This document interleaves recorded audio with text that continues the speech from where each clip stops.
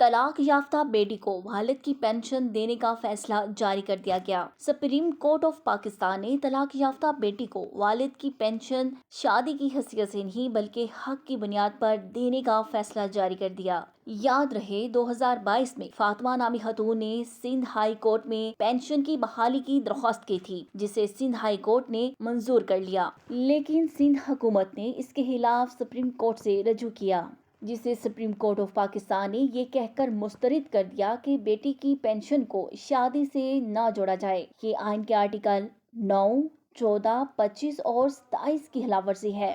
Justice عائشہ ملک نے 10 صفحات پر مشتمل تحریری فیصلے میں کہا ہے، پینشن ایک آئینی اور قانونی حق ہے جو سرکاری ملازمین کے اہل خانہ کو دیا جاتا ہے۔ انہوں نے مزید کہا کہ جینڈر ایکوالٹی میں پاکستان عالمی درجہ بندی میں سب سے آخر پر ہے، جو کہ ایک افسوسناک بات ہے۔